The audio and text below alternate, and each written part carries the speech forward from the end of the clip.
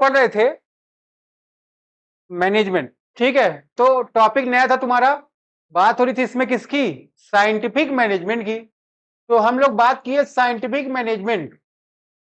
देखो यहां पर बात हो रही कि फादर ऑफ साइंटिफिक मैनेजमेंट कौन है, एफ.डब्ल्यू. टेलर।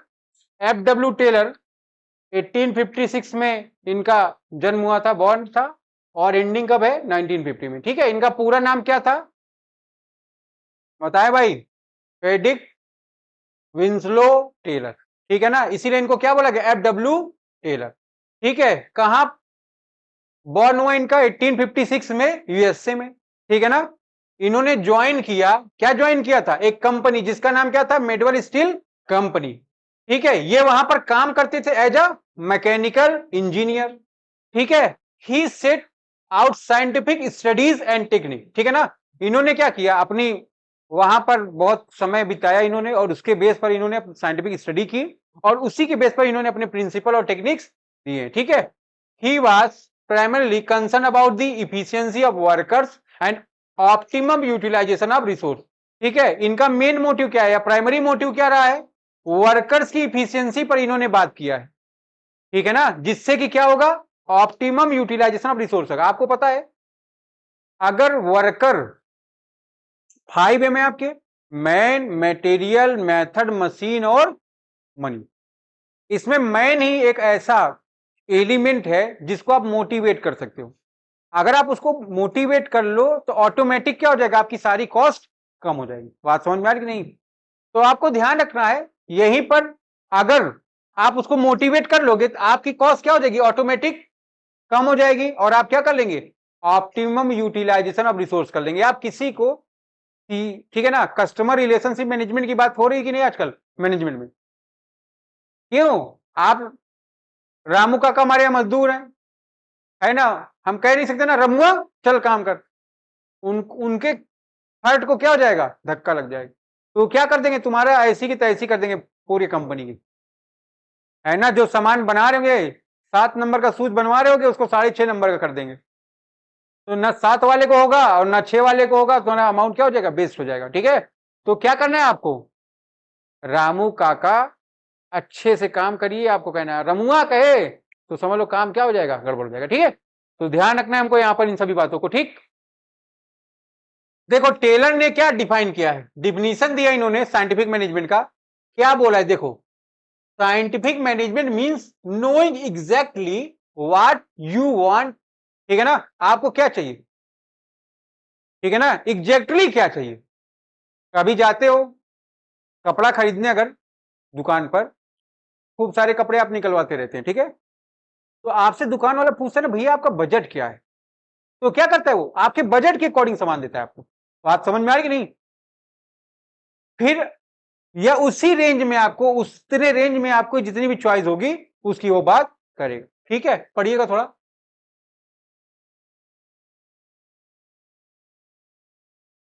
वांट मेन, ठीक है ना, knowing exactly what you want men to do and seeing that they do it in the best and cheapest way, ठीक है ना। उन्होंने क्या बोला, उन्होंने बोला आप एग्जैक्टली क्या चाहते हो और उसको कितने अच्छे तरीके से बनाया जा सकता है और कितनी कम से कम कॉस्ट पर। यह बात किसने कहा, एफ.डब्ल्यू. ये जो डिफाइन किया किसने किया है, एफ.डब्ल्यू. टेलर ने किया। बात समझ में आ रही कि नहीं, ठीक है। नोट, बात समझ में आई कि नहीं, किसकी बात हो रही है यहां पर, प्रिंसिपल क्या होता है, आप क्या पढ़ रहे हो, प्रिंसिपल पढ़े हो कि नहीं।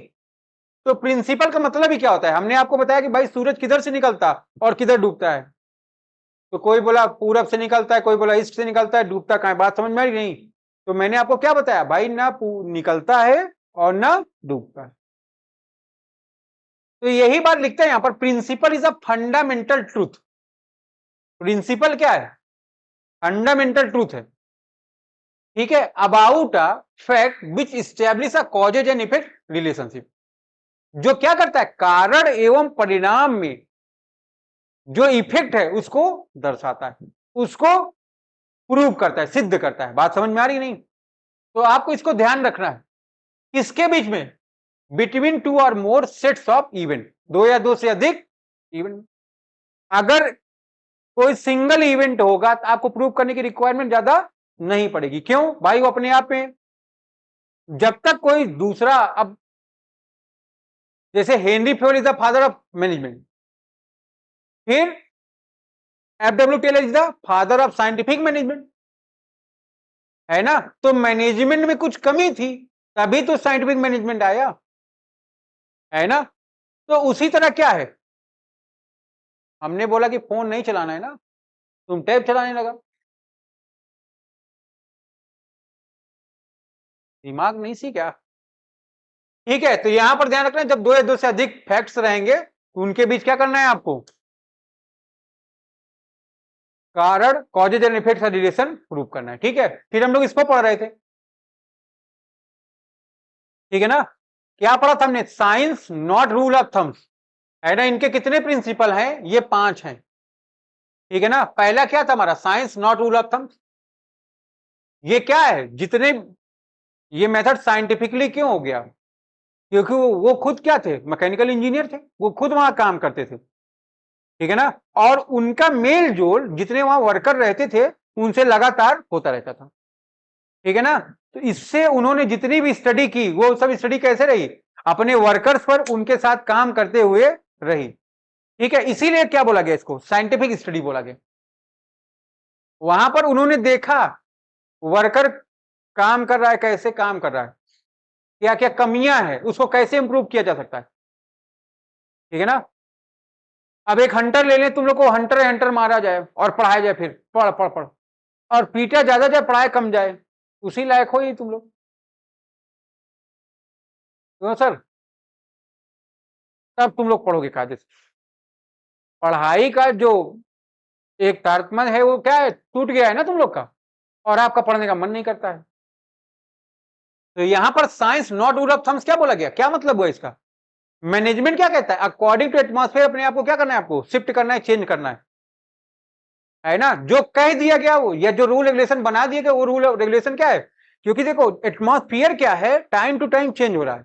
पहले हम लोग बटन वाला फोन, कीपैड वाला यूज करते थे, पहले उसके पहले टेलीफोन था, धीरे धीरे क्या है आजकल, ऐसा कोई नहीं है जिसके पास स्मार्टफोन ना हो। बच्चा स्मार्ट नहीं है, बट फोन जरूर स्मार्ट, ठीक है, ध्यान रखिएगा। फिर दूसरा क्या है, हार्मनी नॉट डिस्कॉर्डेड, डिस्कॉर्ड, ठीक है, जहां पर बात किसकी करता है, कॉन्फ्लिक्ट की। देखो अगर यहां पर बात है कॉपरेशन एंड कोऑर्डिनेशन का, बात समझ में आ रही कि नहीं,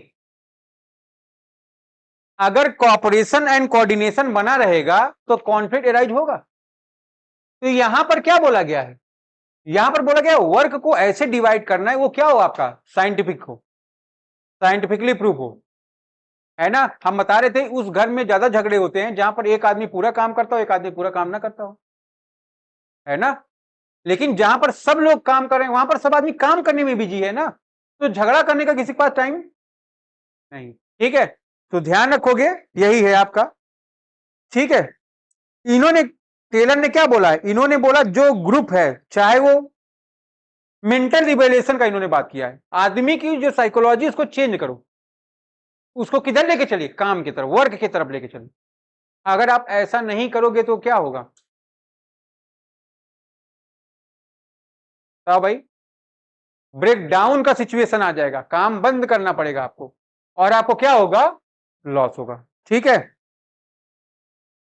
आदमी को देखो हमेशा वर्कर्स का एटीट्यूड अलग होता है, मैनेजर्स का एटीट्यूड क्या होता है ना। जैसे हम लोग पढ़ रहे थे, मैनेजमेंट का ये लेवल था आपका, ठीक है। तो मैनेजमेंट का लेवल जो था, बताओ भाई, यहां पर यह भी कहा गया कि जो भी प्रॉफिट हो, जैसे हम कोचिंग के मालिक हैं, है ना, हमारे पास 50,000 रुपए आया मान लो, हमने टीचरों को डिवाइड कर दिया, बाद में जो पैसा बचा मान लो 25 बढ़ गया, खर्चा उर्चा सब निकल गए, बचे 25, सब किसका हो गया, बांधे और लेके चले गए। हमको क्या करना चाहिए, उनको मोटिवेट करना चाहिए, जैसे स्वीट इक्विटी शेयर तुम लोग पढ़े रहे होगे, है ना। उनको मोटिवेट कैसे करोगे, अपने प्रॉफिट का कुछ पार्ट उनको दो, नहीं दे पा रहे हो उनको बताओ, सर आप बताइए कैसे काम किया जाए। जैसे हम स्कूल में पढ़ाते थे तो प्रिंसिपल बार बार हमको बुलाए, बोले मोटिवेशन था उनका ही, बट आप जैसे बोलेंगे वैसे काम हो, बात समझ में आ रही नहीं? मैं कहा मैं तो सर बहुत छोटा हूं अभी इस पूरे स्कूल में। क्या था? ये मोटिवेशन था। हम जो बोलेंगे करना उनको कुछ नहीं है, लेकिन एक होता है ना कि चलो हमको देखो कितनी प्रायोरिटी देते हैं। बात समझ में आ रही नहीं? डायरेक्टर आया हमको बुलाया, बात समझ में आ रहा है? तो उसी तरह यहां पर आपको कॉन्फ्लिक्ट कब नहीं होगा? जब सब खुश रहेगी, प्रजा भी खुश, राजा भी खुश। ठीक है, तो यही बात यहां पर ध्यान रखना है। फिर क्या लिखा है? Cooperation not individualism. ठीक है ना? आपको क्या करना है? कॉपरेशन करना है, सबके साथ तालमेल बिठा के रखना है। अब जैसे लड़कों को मार पड़ता है तो लोग कहते हैं ना इक्वलिटी सर, इक्वलिटी इक्वलिटी ना, जैसे बोलते हैं इन लोग को भी पीटा जाए। नहीं तो हमारे साथ क्या हो गया? धोखा हो गया है, तो क्या करें? इनको पीट पीट गिरा दें क्या? ऐसा तो हो नहीं सकता ना। हाँ, तो ध्यान रखना है हमको। हमको क्या करना है? अपने पर्सनल इंटरेस्ट पर ध्यान न रख के ग्रुप इंटरेस्ट मतलब ऑर्गेनाइजेशन के इंटरेस्ट को ध्यान में रखना। अपने इंडिविजुअल गोल को ध्यान में रखना। किस कौन से गोल को? ऑर्गेनाइजेशनल गोल को ध्यान में रखना। ठीक है? कॉपरेशन नॉट इंडिविजुअल का मतलब यही है ना? ऐसा नहीं है अब जैसे मान लो हम पढ़ाएं किसी दूसरे कोचिंग में, हम क्या ऐसा है मेरी भी कोचिंग है, ठीक है, तुम आना मेरे यहाँ पढ़ना, 1000 रुपये कम देना, सब आ जाओ। क्या है ये? जैसे स्कूल में आजकल सीबीएसई बोर्ड क्या कर रहा है? सब टीचर पढ़ाएंगे फिर कहेंगे तुम मेरे घर आए, और नहीं घर आए बेटा तो तुमको शुतुरमुर्ग का अंडा देंगे हम। ठीक है, बात समझ में आएगी? क्या है ये? वो किस पर फोकस कर? अपने ऊपर इंडिविजुअलिज्म को फोकस कर रहा है, ना कि ऑर्गेनाइजेशन गोल को। बात समझ में आ रही कि नहीं? तो क्या करना है हमको? हमको ऑर्गेनाइजेशन के गोल को फॉलो करना है, ना कि अपने इंडिविजुअल गोल को। बात समझ में आ रही है? ध्यान रखना है, यही आपका है कॉपरेशन नॉट इंडिविजुअलिज्म। ठीक है, और कुछ बता सकते हैं आप इसमें? बताए भाई। देखो मैनेजमेंट क्या करता है, अपने इंप्लॉइयों को बार बार उनसे सजेशन लेता रहता है। आपको आपका पेमेंट कर ही रहा है, वो आपकी जो सर्विस प्रोवाइड कर रहे हैं आपको सेटिस्फाई करने की कोशिश कर ही रहा है।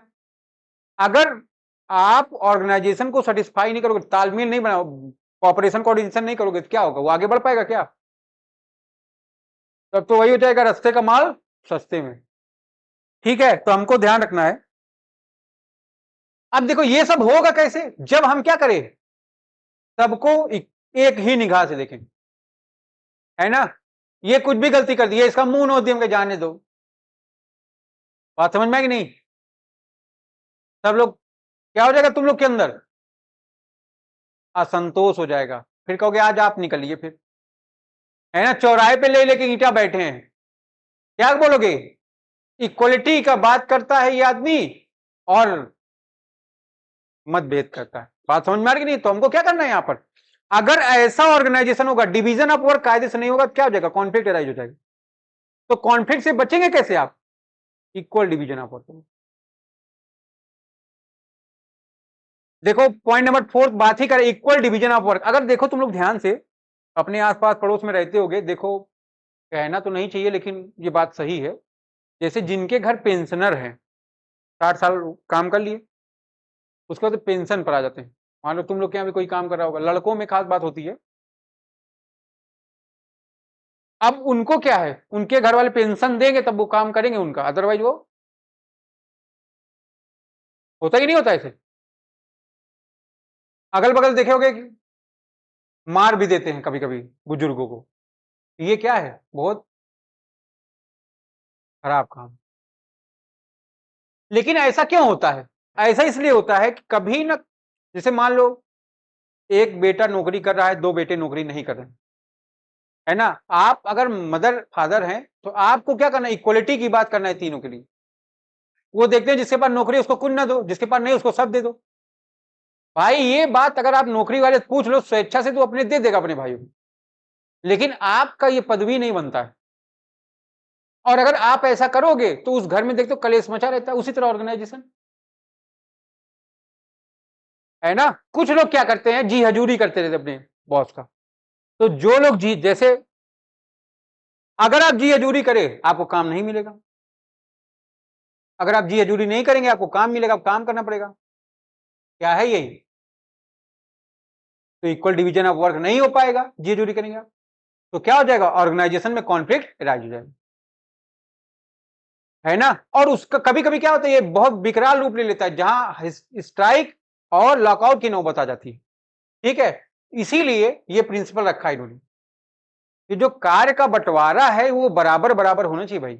अगर बराबर ना हुआ तो responsibility between management and workers, देखो ध्यान रखो, टॉप लेवल की जो रिस्पॉन्सिबिलिटी वो थोड़ा ज्यादा होती है। तो आप तुम्हारे मम्मी पापा की रिस्पॉन्सिबिलिटी क्या है तुम्हारे प्रति, बहुत ज्यादा है। तुम्हारी क्या है, नील, गए सिगरेट पीने लगे चौराहे खड़े होके। मैंने वीडियो बनाया 2 लोगों का पिछले साल, फिर शाम को उनको भेजा, कहे सर आपके पास कहां से आ गया। हम कहे मेरे हाथ कानून के हाथ है। बात समझ में आ रही नहीं।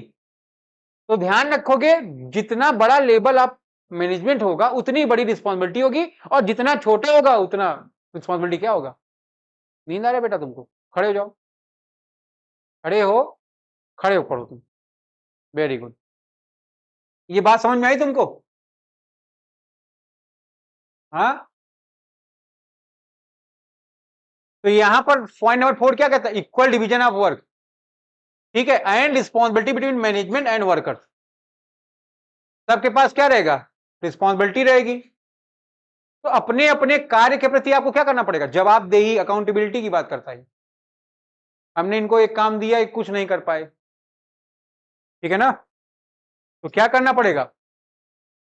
चलो चलो चलो चलो, ठीक है। तो ध्यान रखोगे इन सभी बातों को। लास्ट क्या है आपका point, development of each man to greatest efficiency and prosperity. क्या मतलब है भाई इसका, बताएं। देखो, जैसे ही आप कोई ऑर्गेनाइजेशन ज्वाइन करते हो तो मैनेजमेंट क्या करता है, आपको ट्रेन करता है। ट्रेन करने के लिए आपको क्या प्रोवाइड कराया जाता है, ट्रेनिंग। बात समझ में आ रही कि नहीं। कभी भी जब कोई नौकरी ज्वाइन करोगे क्या क्या करते हो, सबसे पहले ट्रेनिंग करते हो ना। ट्रेनिंग में क्या करता है, आपको उस जॉब के बारे में सिखाया समझाया जाता है, जिससे कि आप उसको कंप्लीट, ठीक है ना। तो वही कह रहा, कैसे सिखाया जाएगा, ग्रेटेस्ट का मतलब बेस्ट से भी बेस्ट मैनर में, ठीक है। जो भी इफिशियंसी आपकी होगी, जैसे जिम करने जाओ तो पहले दिन तुमको 25 किलो वेट उठवा देता है क्या, धीरे धीरे धीरे धीरे धीरे धीरे धीरे क्या होता है, आपका इफिशियंसी बढ़ता है, कैसे काम कराता है। बात समझ में आ रही कि नहीं। तो देखेगा जहां तक आप जा सकते हो, अब 1 कुंटल थोड़ी उठवा देगा, ठीक है। एंड प्रॉस्पेरिटी का मतलब जहां तक उसको लगता है, ठीक है ना, कि आपको कहां तक सिखाया जा सकता है। जैसे हमको पता है ना तुम लोग को कहां तक पीट के पढ़ाया जा सकता है, वहां तक मैं पीट डालता हूं तुम लोग, है कि नहीं। मैं तो बहुत सोचता हूं तुम लोग को पीटना ना पड़े, लेकिन तुम लोग क्या हो, मानते ही नहीं हो, ठीक है। तो मजबूरी है मेरी तुम लोग को पीटना मारना, क्या बताऊं, सॉरी फॉर दैट। बट अब आप लोग का बोर्ड भी है, पढ़ाना भी है, ठीक है। तो आइए आगे बढ़ते हैं, ठीक है। देखो, टेलर इंसिस्ट करते हैं, अब किसी को काम करने का मन नहीं है, उसने बोला है ना साइंटिफिक डिवीजन ऑफ वर्क की बात करता है, मतलब जिसको जो कार्य पसंद हो वही कार्य दो। अब पता चला किसी इनको पसंद नहीं है पढ़ाना मार्केटिंग, इनको दे दी हमने मार्केटिंग, दिक्कत हो जाएगा, ठीक है। ये सब चीजें हमको ध्यान में रखनी है कि हमको क्या करना है, इंसिस्ट करना है आदमी को, उसके क्वालिफिकेशन के अकॉर्डिंग उसको वर्क दिया जाए, ठीक है ना, क्योंकि वो उसको क्या करेगा, तभी कायदे से कंप्लीट कर पाएगा। अगर उसके अकॉर्डिंग आप उसको वर्क प्रोवाइड नहीं करोगे तो क्या करेगा, काम करने में उसका मन नहीं लगेगा, वो काम कायदे से नहीं कर पाएगा। बात समझ में आ रही कि नहीं, आगे बढ़िए।